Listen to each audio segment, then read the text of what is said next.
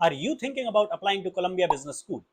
Columbia's MBA program is one of the famed M7 MBA programs and it is often known as a finance powerhouse.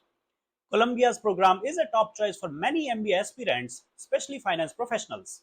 But do you know what it takes to create a standout application and crack a school like Columbia? Well, in this video, I am going to teach you how to create a standout application. But before that, we are going to have a look at some of the important factors and data points you should know about before applying to Columbia. Factors and data points like class profile, employment report, tuition fees, deadlines, and in the end, I'm going to share my tips and advice on how to write the essays and letter of recommendation for your Columbia's application. Hi, if you are new here, I am Amir. I'm founder of Admit Portal and I have been an admissions consultant for last 8 years. In these 8 years, I have guided more than hundreds and hundreds of candidates into Ivy League programs like Columbia. And today, we are going to have a deeper look into Columbia's MBA program and the essays that you need to write for January 26 and August 2026 intake. Let's start by having a look at Columbia's class profile of the last entering class. If you can see my screen now, last year Columbia received almost 7,500 applications and selected roughly 972 candidates. That gives us a conversion rate of 13%. 13%, yes, that's how competitive Columbia is.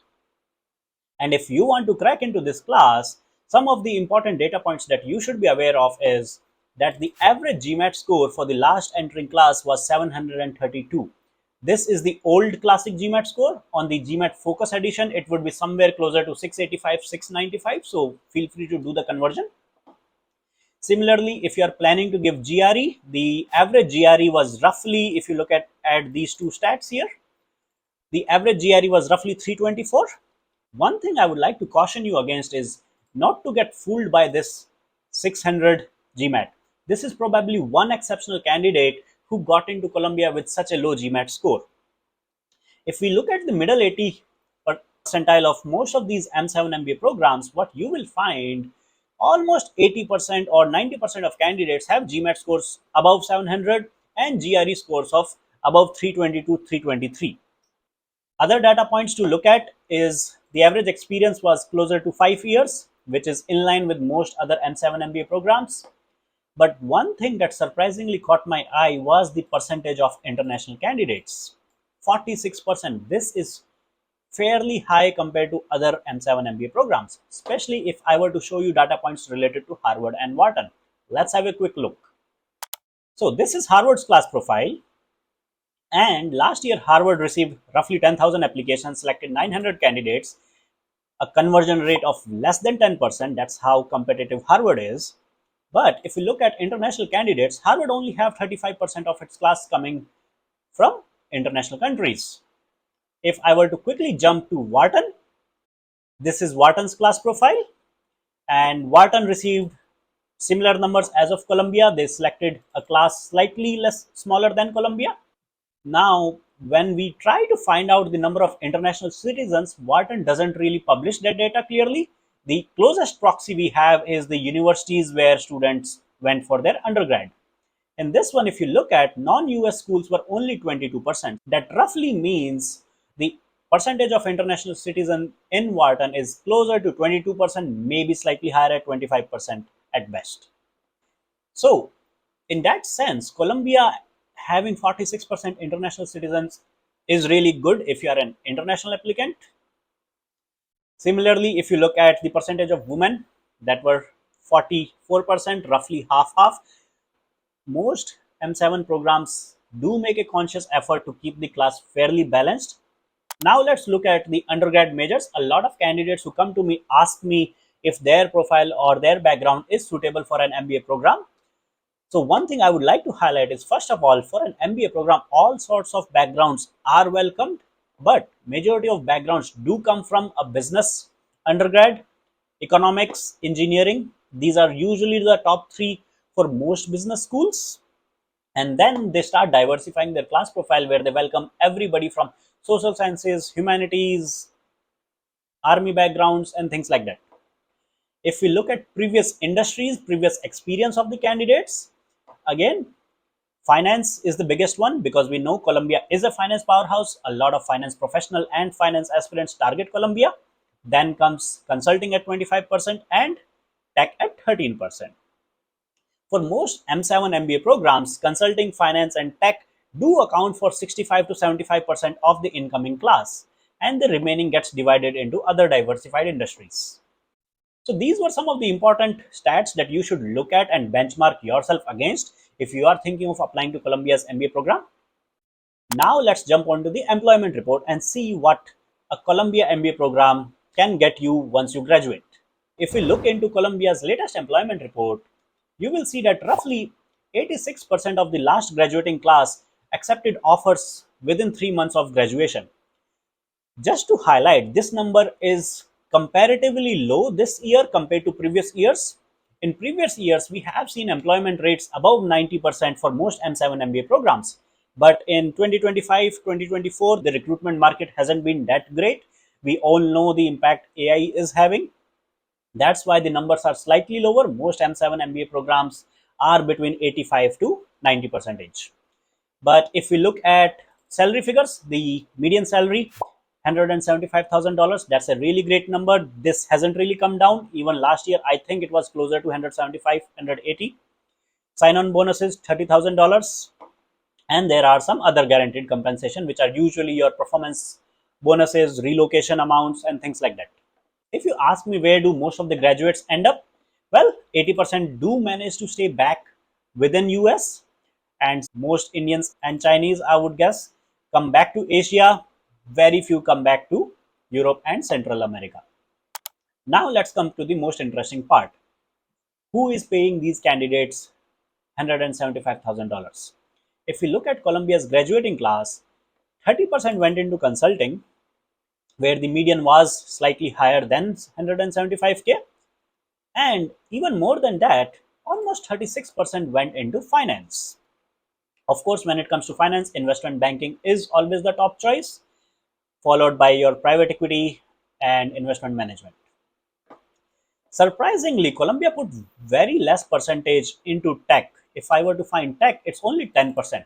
But even then, again, if you were to add candidates who landed jobs in consulting, finance, tech, you will see roughly 75% of class went into these three sectors. And other 25% is where the diversified industries come in, like manufacturing, media, real estate, etc. Now let's move over and see how much it's going to cost you to be an MBA grad from Columbia. Last year's tuition fee came in at almost $91,000. Plus, if you add in the living cost that you have to shell out to live in New York, your 1 year expense roughly comes out to $140,000. If you do the math for 2 years, you are looking to shell out almost $280,000. That's more than $250,000. Last thing before we jump into looking at the essay questions is deadlines. So Columbia applications are open for August 2026 and even January 2026 intake. These are the January 2026 deadline, June 17 and August 13. But more importantly, for August 2026, just like every year, September 3rd, first week of September, round 2 is in first week of January, and round 3 is in last week of March. Now let's dive into the fun part, the essay questions that you need to write to impress the AdCom and secure the coveted M7 admit offer from Columbia. To start off with, Columbia have two very simple short answer questions. What is your immediate post-MBA professional goal, and what do you plan to do during your summer break? These are 50 characters maximum, that's roughly 10 words. So if you want sample answers, writing something plain and simple like joining a prestigious consulting firm, MBBs, McKinsey and BCG, or an investment associate at a bulge bracket investment bank, those are fine answers if those are your goals, or something similar. For short answer 2, we typically write something as simple as interning with a consulting firm, or interning in your family business, investment bank, tech firms, whatever you want to write. This is the easy part. Now let's look into the difficult part. So when it comes to your main essays, Columbia have 3 main essays and 1 optional essay. The first essay is same as of last year's, where Columbia always asks you to talk about your long-term dream goal. What are your career plans over next 3 to 5 years? This is what we typically call a career goals essay. Second essay is a new essay this year. Columbia have changed it. This year they are asking you to share specific examples where you have created a team more collaborative, more inclusive, or fostered a greater sense of community within an organization. Third essay is same as of last year, where they have asked you how do you plan to co-create an optimal MBA experience at CBS. And lastly, like always, there is an optional essay to highlight any extenuating circumstances that you may like to bring to attention for the AdCom. Before I give you tips on how to write these essays, I want to take a step back and talk about application strategy. There are two things I would like you guys to keep in mind. First, when you look at these essay questions, don't just think work experience, work stories. Think about your work life and your career goals. That's great. But outside of work as well, what skills do you have? What are other areas where you can extract stories from? For example, your social initiatives that you have done, the extracurriculars that you have done, the hobbies you have had, and even personal life events make up for a good story. Second bit of application strategy comes in when you are looking to talk about the school. Don't just talk about the curriculum, the professors, and how much you want to learn, what electives you want to attend. Think of the school as a holistic experience where, yes, you will attend classes, which you can, let's say, classify as inside the classroom experience. But outside of the classroom as well, there is a life happening. That's where you have your clubs, international exchange, the cultural events, leadership development projects. And lastly, you can even think about how you will contribute and give back to the school as an alumni by mentoring candidates, coming back for recruitment, talks, and other initiatives. So, please keep these two things in mind while you are looking at your essays so that you can make a well balanced application rather than an application which is overly relying on your work experience alone. Let's dive deep into essay 1. This is the standard Columbia essay that they have been asking for last 4 to 5 years. This haven't changed. This is the standard career goals essay where Columbia wants to know your short term, mid term, and long term career goals. And if you want quick tips, what we recommend our clients is a very easy structure to follow. There are 4 or 5 big components. First one is your career summary. This is where when you start your essay, you can quickly summarize your industry, domain, area of expertise, and talk about some of the key skills that you have already acquired. Then you should have a paragraph which explains the motivation or gives the background as to why you selected this career path or why you are passionate about this. If you are making a career transition after MBA, then use this paragraph to explain the motivation behind this career transition. Then in your essay, you should have a paragraph explaining your short term to mid term career goals, which is the 3 to 5 year career goal. Express the goal, make the connection with your existing skill and the motivation that you have defined above. Then comes a paragraph which we typically call the skill gap paragraph, where you explain what do you need to achieve this goal, essentially talking about why MBA and why Columbia. And lastly, you need to address the long term dream. It would be great if you can link the long term dream to the genuine motivation or the impact you want to create based on your current skill sets. These are the 5 main paragraphs that I always push my candidates to cover. Now, there is no particular order. That's what this fancy orange sign is supposed to convey. You can start with the motivation, then summarize your career, come to your short term and long term goal, and in the end, talk about why MBA, why Columbia. Or you can completely start in a reverse order where you start by expressing your long term dream and work backwards to explain your story. There, you can choose your order.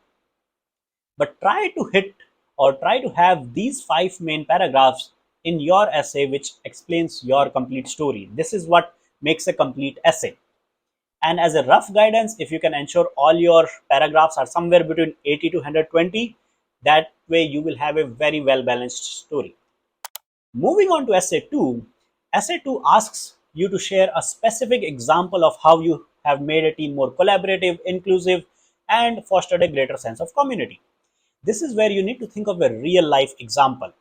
And whenever it comes to real life example, one format of essay writing that you need to keep in your mind is STAR format. STAR format stands for situation, task, action, results. In the end, of course, you need to add your learnings as well. But before you jump into thinking about these life experiences, I would really encourage you to think outside of your professional life. Think of real life stories from the social initiatives that you have done, even from extracurriculars. If you have fostered a greater sense of community in your drama team, music band, in your dance team, or a sports team, if you are part of any football, basketball, or any other sports in your college life or later as well, it is really great to show that you have multiple facets to your personality and you have excelled in multiple domains in your life, rather than just writing work experience, work experience, work experience. Lastly, the essay 3 focuses on how would you contribute back to creating a great atmosphere, a great MBA experience at Columbia. So this is essentially asking you how would you give back. And if you want to answer this question, another easy framework is to think in the three circles we talked about before. How can you contribute inside the classroom? How can you contribute outside the classroom? And lastly, how can you contribute as a Columbia alum? Last one is the optional essay, and my first recommendation always is to leave it blank. It is best if you just leave it blank unless until you really have an important thing you would like to highlight, right? But before you think about writing it, I would encourage you to be careful and remember that optional essays are often referred as two-edged swords. For example, if you want to highlight or let's say explain away the reason for your low GPA or a failed grade in your undergraduate, you can definitely use this optional essay to write about it, but just take a step back and think, is it really that low? Is it really that important to highlight that one failed grade? Because if you write it in the essay, then somebody would pay attention, read the essay, and go looking for that failed grade and see which subject it was in. But if you don't write the essay, it may very well be fine and they will just look at the top level GPA or the major subjects and move on. So be careful before you decide to write the optional essay.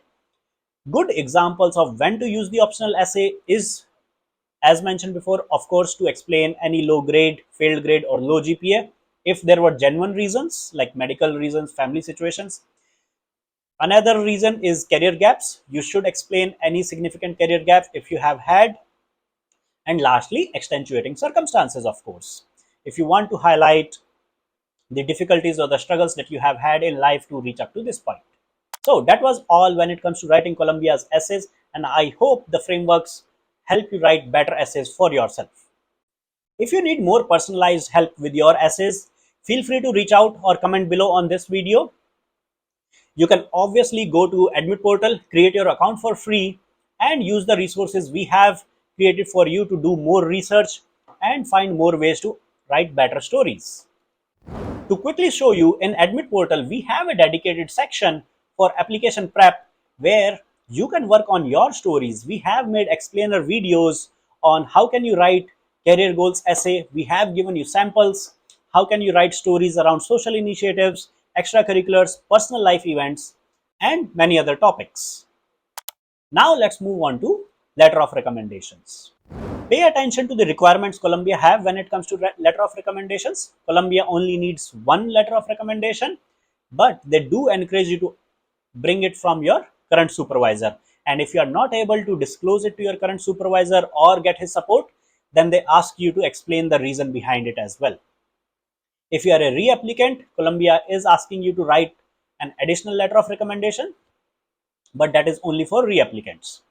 And the most important thing to pay attention here is your application will not be considered complete unless your letter of recommendations come in. So make sure your recommenders know the deadline and by when they have to submit this letter as well.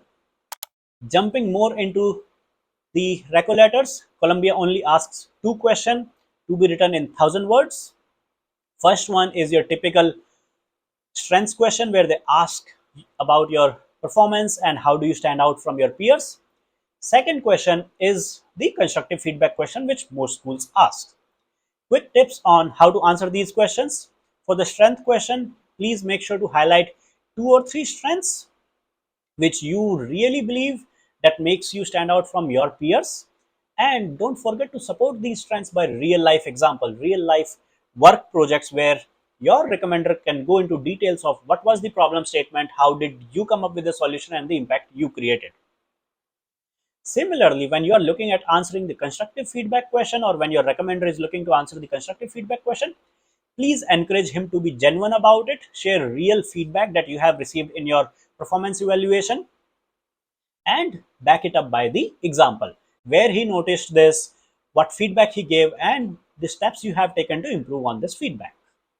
When it comes to submitting your letter of recommendation, a simple PDF is more than enough. I'll quickly show you one sample PDF which we submitted for a client. You can use your company's letterhead if a letterhead is available and simply address it to the school you are submitting for. Make sure you format it nicely and answer the 2 or 3 questions the school have asked. So that's all you need to know when it comes to submitting your letter of recommendations or asking your manager to submit it for you. But if you need more help with your letter of recommendations, how to write, what to write, don't forget to visit and sign up for free on Admit Portal.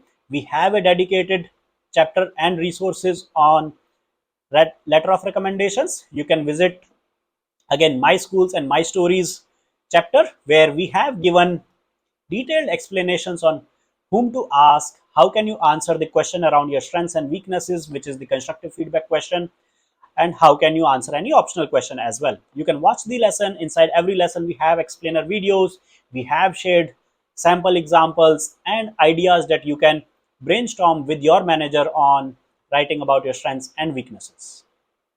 Thank you for watching till the end. If you haven't done it yet, don't forget to subscribe to the channel below, because in coming weeks I will be dropping more and more videos catering to other schools as their applications open up. Thank you. Good luck for your applications.